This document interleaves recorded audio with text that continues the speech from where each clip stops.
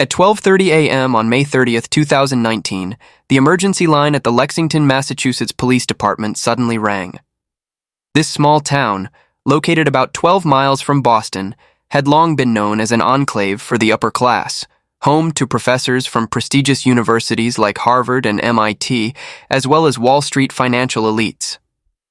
Notably, about a quarter of the population here was of Asian descent, drawn to Lexington for its peaceful environment and top-tier schools. The caller was a 51-year-old Chinese-American woman. Her voice trembled with unmistakable anxiety as she explained that her close friend, a woman named Shen, had been completely unreachable for 2 days. She had searched everywhere and finally spotted Shen's white Honda CR-V parked on a street corner outside Lexington High School stadium. Looking through the window, she could see what appeared to be someone sitting in the driver's seat, but no matter how loudly she called out or how persistently she knocked on the glass, there was no response from inside. Police arrived quickly at the scene. Through the tinted windows, they could vaguely make out a figure sitting motionless in the driver's seat. With no other option, they decided to break the window to open the door. The moment it swung open, everyone present froze in horror. Shen sat slumped against the seat, her eyes wide open, a deep ligature mark visible around her neck. The beige silk blouse she wore was stained with irregular spots. The forensic team conducted a preliminary examination and quickly reached an initial conclusion. The victim had been dead for more than 12 hours. Cause of death was mechanical asphyxiation. In other words, she had been strangled to death. Beyond that, Shen's body bore a total of 17 contusions. While these weren't the cause of death, they revealed something significant. Before dying, she had fought back fiercely. There was no longer any doubt. This was a premeditated murder. After gradually regaining her composure, the woman who had called the police began sharing crucial information with investigators. She recounted how, just 3 days earlier, Shen had told her, "If anything happens to me, it will definitely be murder. It absolutely won't be suicide or an accident." She went on to describe Shen's husband, a man named Sun Hongyan. According to her, Hongyan had recently been obsessively monitoring his wife's phone, checking every text message and every call. Even when Shen simply went out for coffee with friends, her husband would interrogate her relentlessly. At 2:15 that morning, a car pulled up to the scene. A middle-aged man stepped out, still wearing his dark blue laboratory uniform. It was Hongyan, the victim's husband. This man was about to perform the role of a grief-stricken widower, but he had no idea that he was carrying telltale signs he hadn't managed to conceal, and that every step he took was leading him straight into the net of justice. The moment Hongyan appeared, the officer's sharp eyes quickly spotted the abnormalities on his body. His right forearm bore 3 fresh horizontal scratches, clearly recent. More notably, his right ring finger was wrapped in white bandage, but at the edges, reddish bloodstains were still visible, seeping through. When questioned by the lead detective, Hongyan appeared deeply distressed, his voice choked as if on the verge of tears. He stated that before 2 a.m. on May 28th, he had been working overtime at the laboratory, then came home and went straight to bed. He explained that he and his wife had been sleeping in separate bedrooms for some time, so when he woke up the next morning and didn't see Shen, he assumed she had gone to visit a friend. He never imagined something so terrible could have happened. However, what puzzled the police was the husband's demeanor. A man who had just learned his wife might have met with foul play should have rushed to the vehicle to see for himself. Instead, Hongyan firmly kept his distance, refusing to approach the car where his wife's body had been found.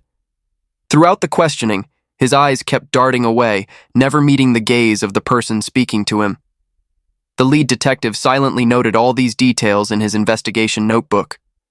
Years of experience told him this husband was hiding something. On the morning of May 30th, local media descended to cover the case, and Hongyan agreed to speak on camera. Standing before a row of cameras and microphones, he deliberately made his eyes appear red-rimmed, his voice hoarse. He choked out that Shen had been a good wife and a good mother. Although they had recently been discussing divorce, he claimed their relationship remained amicable. He lamented that everything had happened so suddenly, so unexpectedly, and vowed he would seek justice for his unfortunate wife. However, when a sharp-eyed reporter asked about the fresh wounds on his body, Hongyan's demeanor shifted immediately. He began stammering, saying he couldn't quite remember where those injuries had come from. Then, as if to deflect attention, he turned and scolded the reporter, arguing they shouldn't be focusing on him, a husband who had just lost his wife, but should instead be concentrating on finding the killer. The grieving performance seemed fairly convincing. But just 3 hours after the interview ended, Hongyan secretly used an anonymous account to book a plane ticket to China for the near future. He also ordered 2 large 28-inch suitcases online and had them shipped directly to his laboratory address, presumably to avoid detection. On the morning of May 31st, security cameras at a bank in Boston's Chinatown captured footage of Hongyan entering the bank and completing a cash withdrawal of $150,000. After receiving the money, he stuffed the entire sum into the backpack he was carrying and quickly left. These were clearly the actions of someone urgently preparing to flee. But Hongyan had no idea that while he was frantically preparing his escape plan, the police weren't sitting idle either. They had obtained approval for a total of 15 search warrants. Piece by piece, the evidence was being collected and connected. GPS location data from vehicles, forensic evidence gathered from the scene and the victim's body, and electronic records including internet search history and financial transactions. Everything was weaving together into an inescapable net. In the early morning of June 5th, Hongyan appeared at the airport with 2 large suitcases, preparing to pass through security and board a flight out of the United States. But the moment he reached the security checkpoint, a group of plainclothes officers suddenly converged and arrested him on the spot. The husband who had painstakingly constructed his grief-stricken performance, who had tried so hard to disguise himself over the past several days, could finally hide no longer. No one could have guessed that the bloody tragedy had begun as a fairy tale romance that many had admired and envied. Looking at the personal profiles of Hongyan and Shen, their achievements surpassed 90% of their peers. Hongyan was born in 1969 in Harbin and grew up in an intellectual family with a tradition of scholarly excellence. At 18, he was admitted to Peking University's space physics program. This achievement made him the most celebrated student from Harbin No. 3 high school that year. After completing his master's degree at Peking University in 1995, Hongyan received a full scholarship to continue his studies in the United States. There, he earned 2 more degrees, a master's in computer science and a PhD in mathematical physics. His doctoral dissertation was highly regarded in academic circles, cited by professors from prestigious universities, and received the Outstanding Dissertation Award from the American Physical Society in 2001. His career continued to flourish. In 2016, he joined Yingke Holdings and was appointed director of the Financial Innovation Laboratory. There, he led research and development of quantum trading systems utilizing artificial intelligence, a pioneering field in high-tech finance. According to Yingke Holdings' 2017 financial report, his annual salary reached $520,000, and he also held 0.8% of the company's shares. In September 2017, Hongyan represented the company in signing a cooperation agreement with Harvard University's Computer Science and Artificial Intelligence Laboratory, marking a significant milestone in his career. His name appeared multiple times in the Wall Street Journal's technology section, and within professional circles, he was hailed as one of the top Chinese elites in AI finance. As for Shen, she was no less accomplished than the man who would become her husband. Born in 1970 in Xi'an, one of China's historic ancient capitals, she was admitted to the Beijing College of Traditional Chinese Medicine in 1989, now known as Beijing University of Chinese Medicine, majoring in traditional Chinese medicine. After graduating in 1993, she began her career at Shanghai Pharmaceutical Group as a basic sales representative.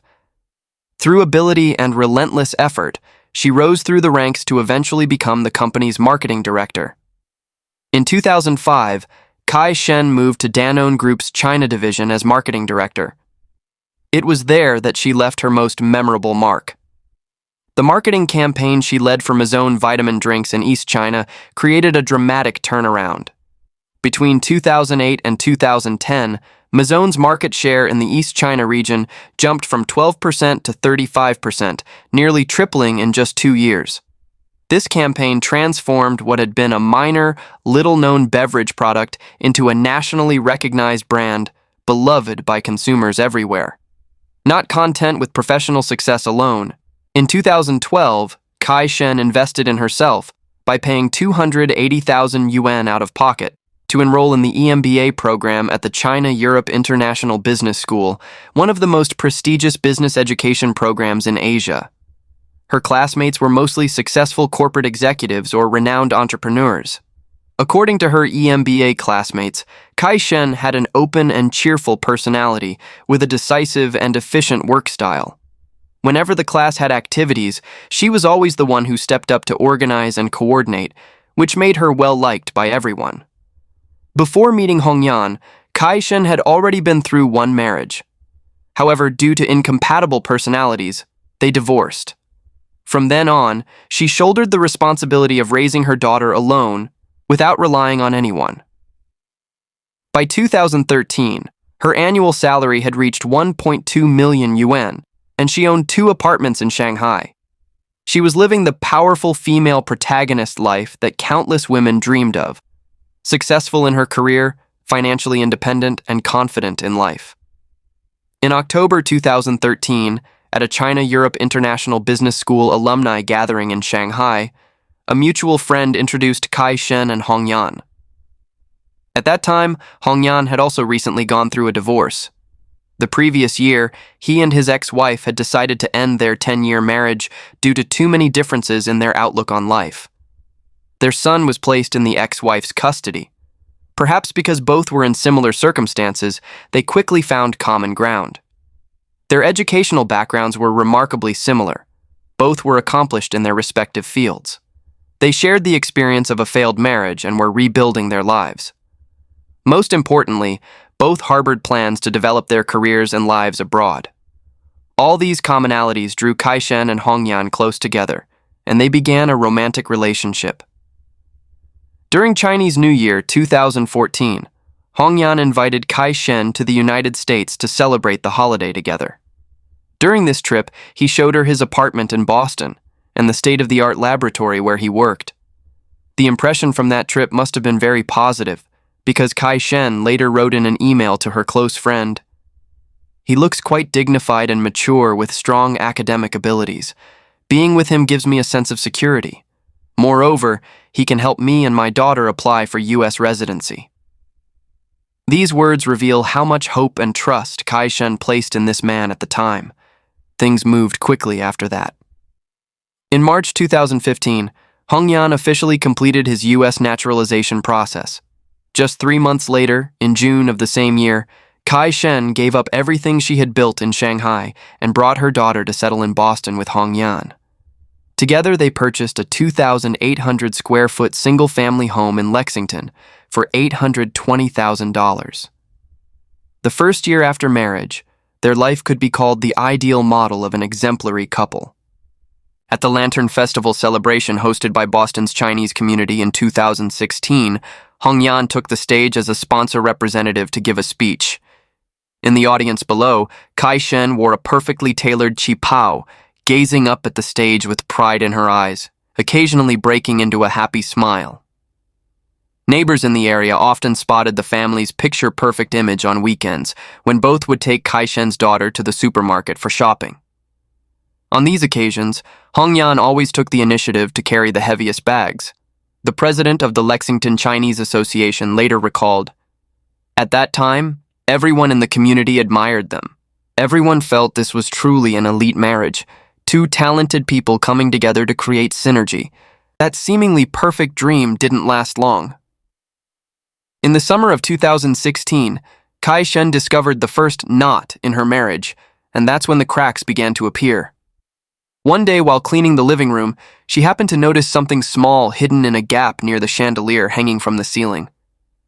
Curious, she reached up to retrieve it, and was stunned to discover it was a tiny camera cleverly disguised. Shen immediately confronted Hongyan about this. He simply explained it was just a security measure for the family. Nothing to worry about. But what happened next made Shen increasingly uneasy and frightened. She discovered that someone had secretly installed location tracking software on her phone, and some settings had been modified without her knowledge.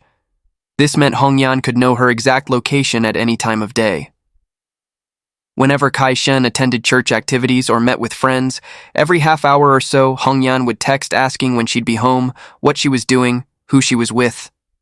Sometimes he even demanded she take photos of her location as proof. One day in March 2017, Shen attended a women's book club meeting organized by her church. The session ran longer than expected, making her late getting home. When she pushed open the door, her suitcase had been pulled out and placed in the middle of the foyer. Hongyan sat on the living room sofa, his face expressionless and cold as ice, dropping a single sentence. "If you don't want to come home, then don't live here anymore." Just for being an hour late, she was treated as if she were unwelcome in her own home. It was then that Shen realized a bitter truth. The house they had bought together had somehow become Hongyan's private prison. In that prison, Shen didn't even have the right to be slightly late. The control didn't stop at monitoring her time and movements. Hongyan's financial control suffocated Shen until she could barely breathe. In May 2017, Hongyan used the excuse that their marital assets needed unified management for easier tracking and investment, then unilaterally transferred all $1.2 million from their joint account to a Swiss bank account under his name alone. Of that sum, $600,000 came from Shen's sale of her 2 Shanghai apartments before coming to America. After that, Hongyan canceled the supplementary credit card Shen had been using, leaving her with virtually no independent spending ability. Every expense, large or small, required his permission. Even when Shen wanted to sign her daughter up for a summer course at the Boston Academy of Arts, she had to ask Hongyan for money, and he interrogated her in detail about exactly how each dollar would be spent.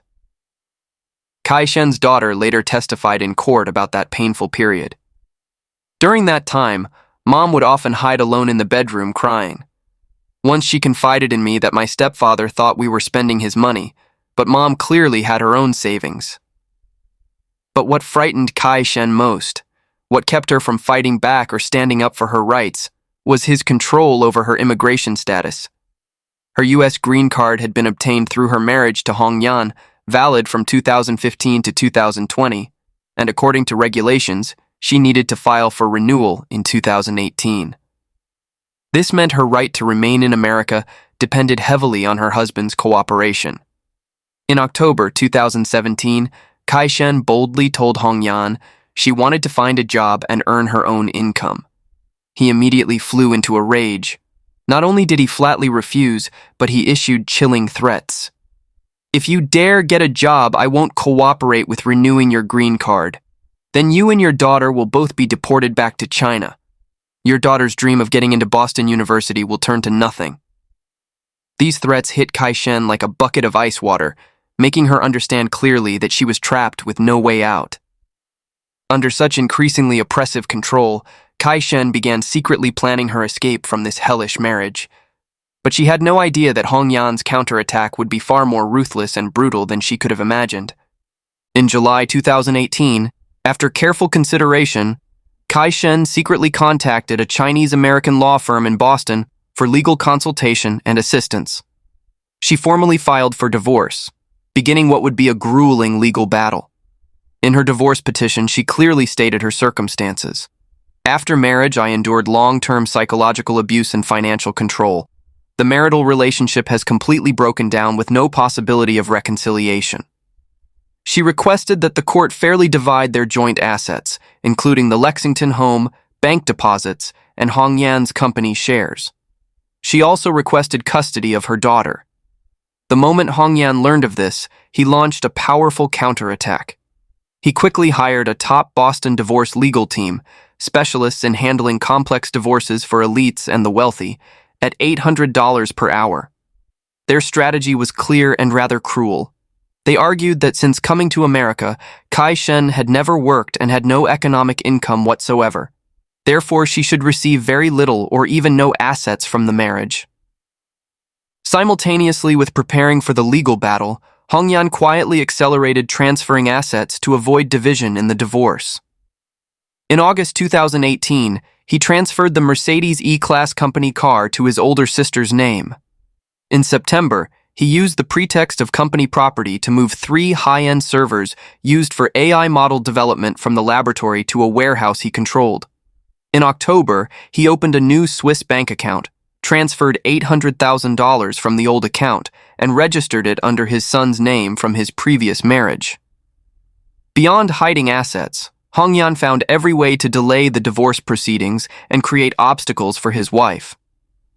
He secretly hid Shen's passport, green card, and all her immigration documents, making it impossible for her to complete any legal procedures related to her residency status. The consequences came in January 2019, when Shen, unable to obtain her original green card, missed the deadline to submit her daughter's Boston University application. Overcome with frustration and anger, mother and daughter had a major argument with Hongyan about this. In his uncontrolled fury, he smashed Shen's laptop. That laptop had contained all the evidence she had painstakingly collected to prove she was a victim of domestic violence. Now, everything was gone. By this point, Shen felt utterly desperate, as if backed into a corner with no escape.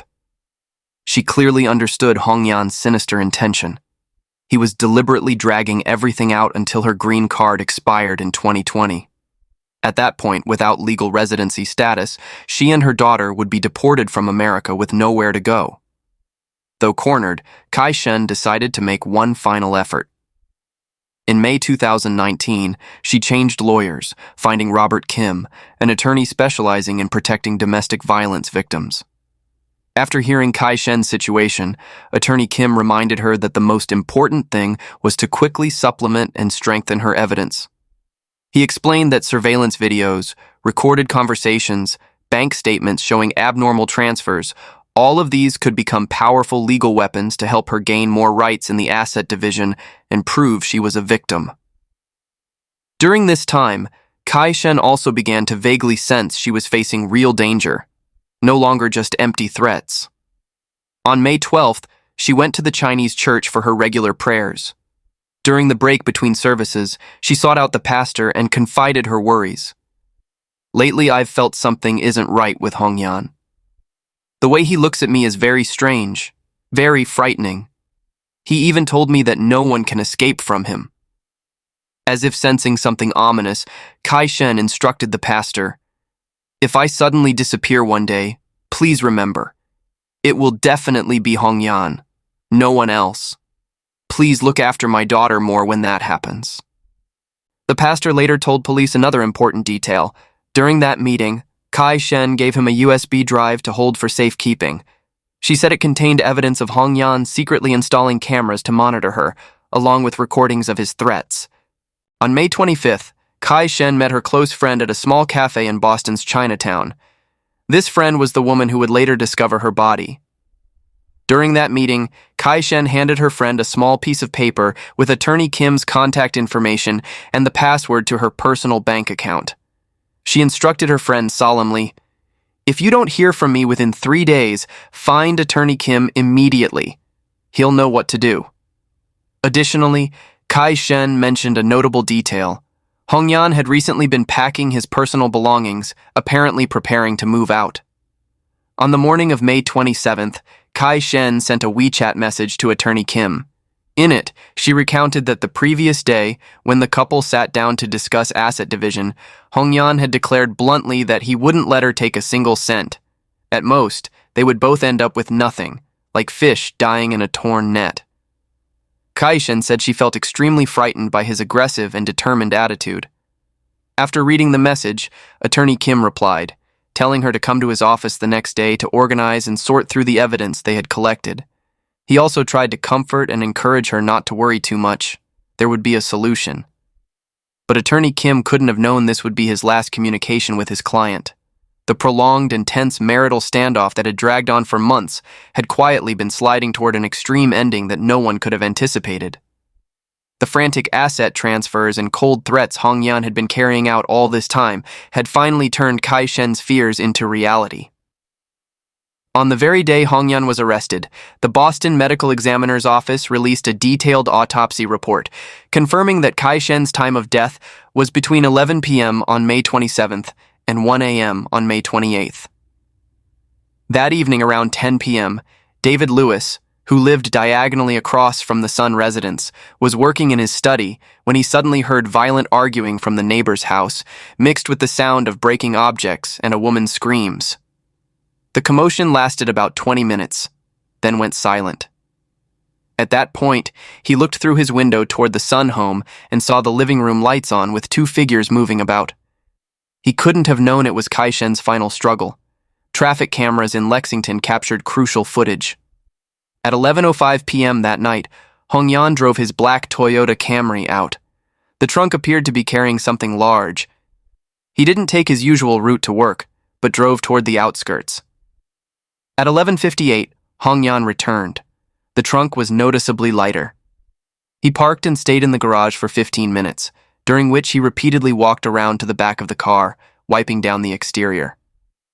These details completely contradicted Hongyan's statement that he had been working overtime at the laboratory before 2 a.m. on May 28th. The police investigation also exposed all his missteps in the 72 hours before the crime. On the morning of May 28th at 7 a.m., Kai Shen's daughter woke up to find her mother not home. The bed in the bedroom was neatly made. Her phone and wallet sat on the nightstand. According to their schedule, Kai Shen was supposed to take her daughter to the Academy of Arts for painting class that day. The young woman called Hongyan, who said over the phone, "Your mom probably went to a friend's house. I have to go to the lab to work overtime today. Just take a taxi to class yourself." Sensing something was wrong, she called her mother's friends to report that her mother had lost contact. At 9 a.m. that morning, Hongyan went to work as usual, arriving just an hour late. Colleagues noticed his right ring finger was bandaged and his complexion seemed off, but he still attended the team meeting as normal. When someone asked about his finger, Hongyan casually said he'd accidentally cut it on lab equipment the day before. No big deal. At 12:30 p.m., he went alone to the break room and threw a black plastic bag into the trash. Inside was a pair of sneakers with dark red stains on the toes. A cleaning staff member at the laboratory was about to open the bag to sort the trash, but Hongyan stopped her, saying it contained dirty lab materials that should just be thrown away. Police later found those shoes. Testing confirmed the blood on the toes belonged to Kai Shen, and the inside of the shoes still contained strands of her hair. That afternoon after work, Hongyan specifically detoured past the body dump site on his way home to check whether Kai Shen's car had been discovered. On May 29th, Hongyan went to work normally, but during that time made multiple calls to airlines, asking about requirements for flying to China. He even asked a colleague whether flights from the U.S. to China required oral swab tests. That afternoon, he contacted his younger sister in Xi'an, saying he would be visiting China soon, and needed to stay at her place for a while. Later, using the excuse of having an errand, he drove again to the dump site to confirm the car hadn't been found before leaving. In the early morning of May 30th, police called Hongyan to notify him of Kai Shen's death. He acted utterly shocked, saying he would rush over from the laboratory immediately. But surveillance cameras showed that at that moment, he wasn't at the laboratory. He was in the parking lot of a suburban Walmart. He then drove nearly 12 miles out of his way before arriving at the crime scene. But the ironclad evidence was yet to come. Although the house had been thoroughly cleaned, police still found bloodstains in the corner of the bathroom using specialized detection methods. The DNA was a complete match to Kai Shen. In the narrow gap under the bedroom bed, they discovered a small piece of skin tissue belonging to Hongyan. Forensic experts deduced that during her struggle, Kai Shen had bitten off the tip of his right ring finger. The same DNA was found under Kai Shen's fingernails. The ligature mark around Kai Shen's neck was approximately 0.8 inches wide, consistent with strangulation by a belt or necktie. This was the cause of death. Police found a black leather belt in a drawer of the Sun home study. It bore Kai Shen's DNA. In the trunk of Hong Yan's black Toyota Camry, they also discovered a small amount of Kai Shen's blood and a clasp fragment from the pearl necklace she commonly wore. GPS data from Kai Shen's white Honda recorded that between the evening of May 27th and early morning of May 28th, someone had driven her car. The route perfectly matched that of Hong Yan's Toyota Camry, departing from the Sun residence to an abandoned parking lot on the outskirts, then to the body dump site, finally returning to the Sun residence, a total of 7 round trips. The final stop time perfectly matched the time of body disposal estimated by forensics. What sent chills down the spine was what police recovered from Hong Yan's deleted search history using technical means. From July 2018 to May 2019, Hong Yan had repeatedly searched for topics including divorce asset transfer techniques, how to create an alibi, and murder case clearance rates in America. On May 20th, about a week before the crime, he had even searched how to strangle someone to death without leaving traces. This was enough to prove he had been planning for a long time. In the early morning of May 28th, after Kai Shen died, he searched again for how to clean blood from a car, first-degree murder sentencing standards in America, and flights from Boston to Beijing. To cover up his crime, he had truly done his homework. As for the 17 non-fatal contusions on Kai Shen's body, 5 were older injuries that had been healing for 1 to 3 months, while 12 were fresh, evidence that she had long suffered violence before her death. On February 14th, 2023, the case went to trial at Middlesex Superior Court in Massachusetts. Hong Yan's defense team consisted of 3 veteran attorneys.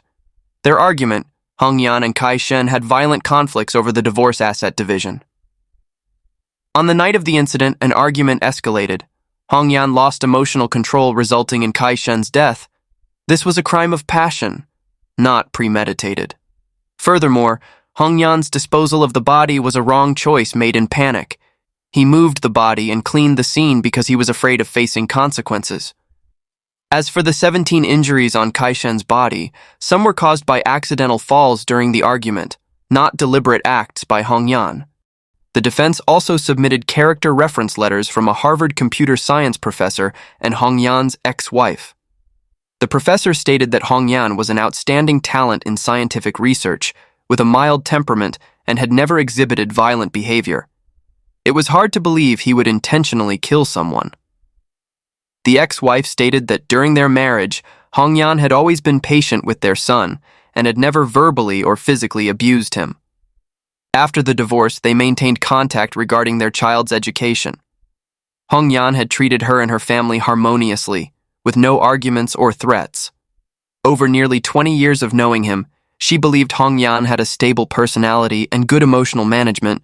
She was very surprised this case had occurred. The prosecution refuted these arguments directly in court and presented the jury with a series of key evidence, including Hong Yan's search history, the autopsy report, vehicle GPS data, and witness testimonies. There was also a diary Kai Shen had written for her daughter, detailing the violence she had endured during her marriage from 2016 to 2019. 2 days before her death, she had written, "Tomorrow I will meet with attorney Kim. I hope we can divorce soon and get my daughter away from here. Hong Yan has been saying lately that if he goes down, we all go down. I'm a little scared, but for my daughter, I can't back down." The last page bore no date, only these words: "If anything happens to me, the killer is definitely Hong Yan." The handwriting was scrawled, as if written in haste. The prosecution emphasized that all of this proved Hong Yan's actions on the night of the incident were an escalation of long-term violence, absolutely not random loss of control. He had exploited his intellectual advantages to plan the crime, using extreme violence to take Kai Shen's life. This was definitely not a crime of passion, but a carefully calculated murder. As for the character reference from Hong Yan's ex-wife, it couldn't hold up either. In 2021, Hong Yan had transferred $300,000 to her through a Swiss bank, noted as Children's Education Contingency Fund. In 2022, their son's study abroad expenses were entirely covered by Hong Yan. There was clearly a binding of interests. More importantly, the reference letter mentioned the couple's situation after their 2012 divorce. But shortly after the crime occurred, in June 2019, police had taken her statement. At that time, she had detailed how she had suffered domestic violence multiple times during the marriage. In 2010, when she proposed wanting to work, Hongyan had also grabbed her by the throat and threatened her. When they divorced in 2012, fearing harm to her parents, she had given up asset division and applied for a protective order. On March 3, 2023, the jury unanimously found Hongyan guilty of first-degree murder. He was sentenced to life in prison without the possibility of parole. And that's it for today's case. Thanks for watching and see you in the next videos.